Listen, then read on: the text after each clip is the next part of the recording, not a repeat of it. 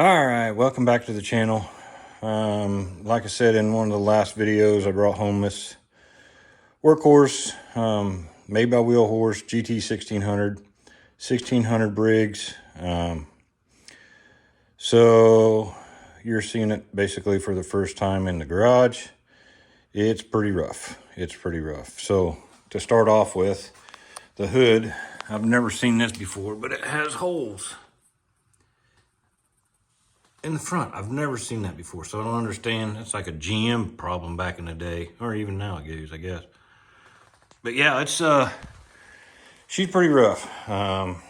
Fenders they're surface rust. I mean, that's a little bent there, right there in that area around the back. Looks pretty straight. They're always dinged up a little bit right in there. Come around to this side, still fairly straight. So yeah, the sheet metal on it's pretty good. It's just rusted. Sit out, and obviously the seat is just destroyed. Let's look under the hood. I haven't even looked under the hood since I picked it up. Oh, it does have a new battery. I forgot about that. But the previous owner said it's got gas in the tank, or water in the tank. I'm sorry, obviously it needs gas in the tank.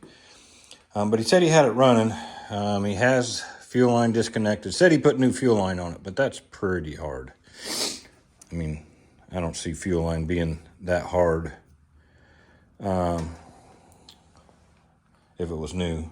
But anyway, we are going to, what I'd really like to do, since it has a good battery in it, has a key, has all the good jazz on it, I'd like to hook up a tank just on my stand over here, and if it'll work, just to see if we can get it to fire off and run. And then after that, we'll take the rear fender pan off and get the tank out, try to empty it all out, and pick you back up when I'm ready to try to fire it.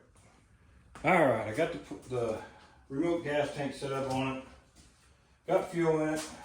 I did want to check the oil real quick. Might as well do that before we... I think everything else is good. I think the old guy told me, old Bill told me, oh yeah, oil's right on the line, nice and fresh. So let's give her some choke and see what she does.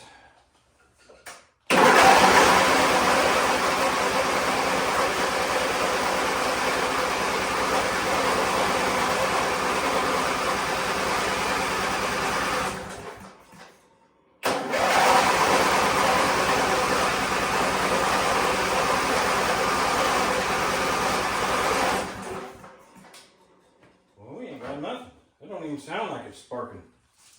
It doesn't even sound like it's trying to hit. Let's give her a little shot of go-go juice and see what happens. Maybe I'm not getting gas into it. I know the other day when I tried to use this tank the other day, fuel wasn't flowing out of it very well. So let's see what happens when we give her a little shot of ether here. See if she'll at least fire. It didn't even act like it was wanting to fire at all. So,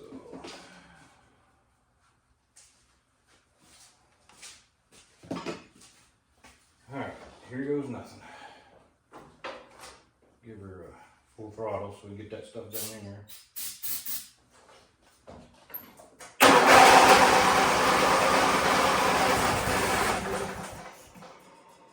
Well, she acted like she wanted to fire.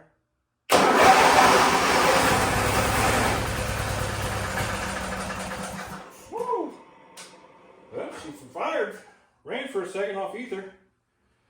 We're just not getting gas to it, I don't think. Either that or that carburetor's messed up. Try it one more time.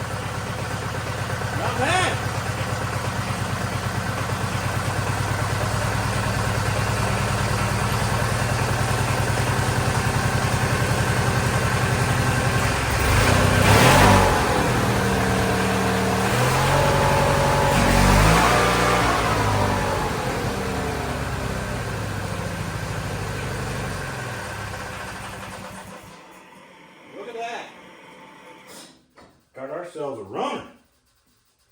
That's pretty impressive.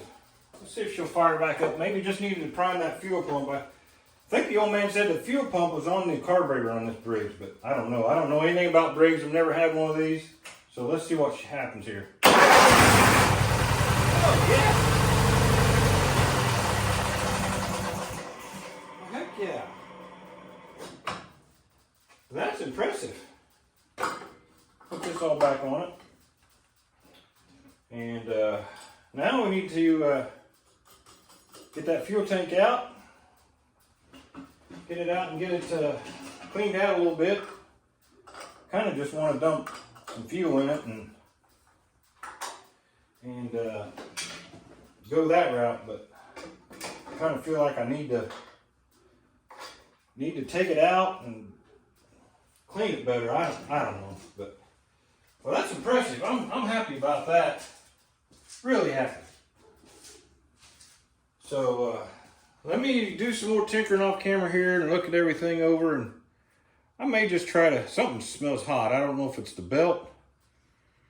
I don't know. Maybe it's just because I haven't run in a while, but yeah, industrial, commercial, Briggs and scrapping, as old Taryl says. So, all right, I'll pick you back up here after a while when I do some more tinkering and look at this gas tank. Well, I'm going to take this rear fender pan off. What happens is there's an upper and lower part of this tank.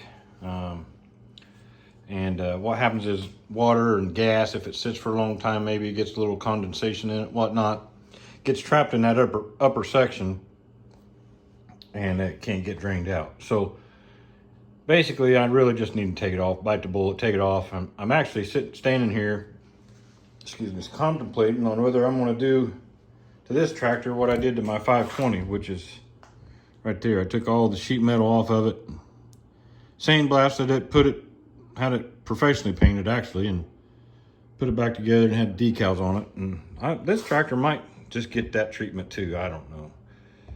It's a nice tractor, good running tractor, good tires. I haven't really driven it yet, I guess, so I kind of putting the cart before the horse. But I'm going to put some Croil on these, and if you guys haven't ever used this stuff, highly suggest this if you're doing any type of penetrating oil. It's expensive, I'm not gonna lie. This little can was $25. That was at a supply house, so it may be a little cheaper online and whatnot, but this stuff it's really good. So I'm gonna go ahead and shoot these bolts up with some Croil, give it a few minutes, and then we'll see if we can't get that off real quick and go from there. Pretty excited about this. That thing ran pretty good for old Briggs and scrapping. Taryl, good old Taryl. If you don't know about Taryl,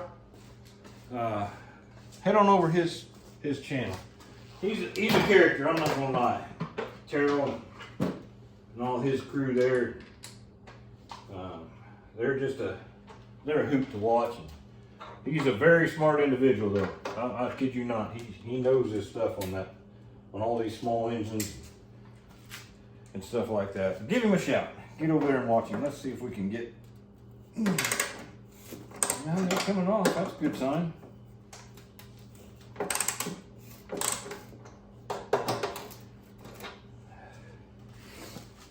Try to stay out of the camera's way.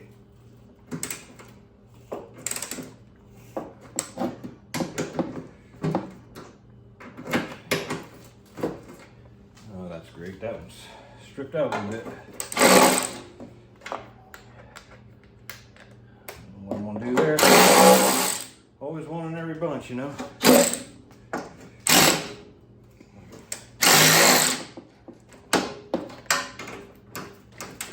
is the smaller one. Let's try 7/16. I don't know if it is or not, but we'll try. I think these are 7/16. No. Huh. Yeah, that ain't good. Ain't good at all. Maybe fighting a losing battle on some of these. Yeah, that one's may have to get the locking pliers on.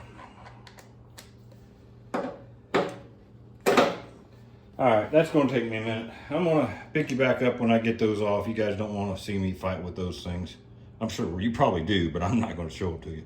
So I'll pick you back up here in a few minutes. Alright, well, when I left off there, we having trouble getting a couple of those bolts out from the fender pan. And, well, one thing led to another. And as I mentioned before, was debating on whether to repaint it like I did my 520, and well, I'll show you here in a minute, but I kind of went overboard on getting it getting just the fender pan off, I guess I should say. But anyway, I'll just show you, take you off the tripod, but that's what it looks like now. I wanted to fix the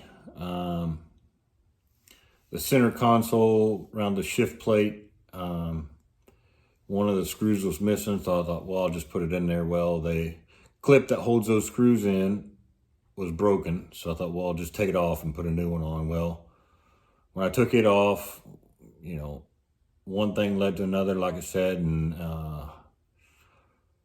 kind of tore it all apart. So all the sheet metal's off. As I mentioned, like I said, about my 520 getting repainted. I think I'm going to do it to this GT-1600. Been looking at the sheet metal. The front hood is just, after looking into the bottom of it where those holes are, the base is really bad, like rusted really bad. So if I take the hood off, take the hinge part off the bottom, I'm afraid I'm going to lose a lot of the tractor, lose a lot of the hood, due to the rusting and disintegration of the metal. So I'm picking up a tractor tomorrow that I believe has a bad engine. All the sheet metal will be exactly the same as this GT-1600, and I hope it's in better shape. So I'm going to pick it up. Actually, I'm going to pick it up Sunday. But once I pick it up, give it a once over, I'll decide whether I'm going to use some of that sheet metal, paint it gray, put the GT-1600 decals on it, and just freshen this tractor up. It's not going to be a total restore, not going to be a total repaint, just to freshen up, because obviously you can't hurt this tractor because it is just pitted. The metal is pitted so bad, and it's surface rust.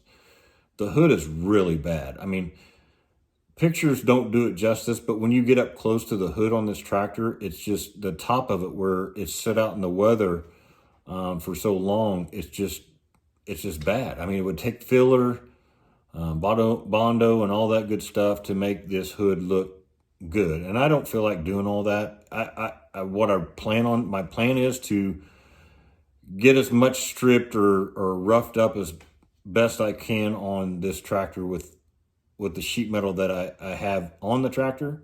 If you follow what I'm saying, some of the side panels are okay because they didn't sit out.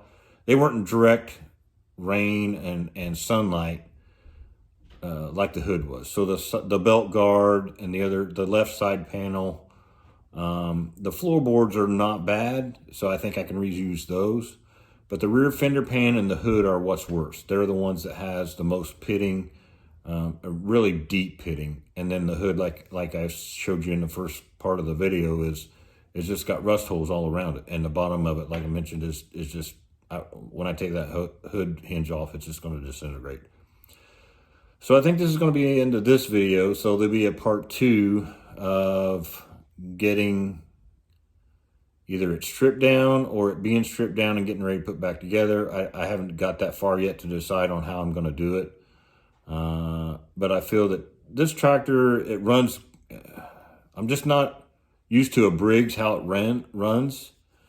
It really kind of sounds noisy, but I'm thinking that's how it is. I don't know. So I'm going to cut this video off here, like I said, because it's getting kind of long. I try to keep my videos about 20 minutes or so. And we'll pick you back up when I get further along on the status and how it's progressing and where I stand, because I need to get the gray paint, I need to get clips, I need to get there's a few things I need to buy to make this tractor put back to normal. So thanks for watching. Stay tuned to part 2. Like, subscribe, share, comment. And I appreciate everybody coming back and watching my videos. So anyway, thanks again, and I will pick you back up on part 2. See you.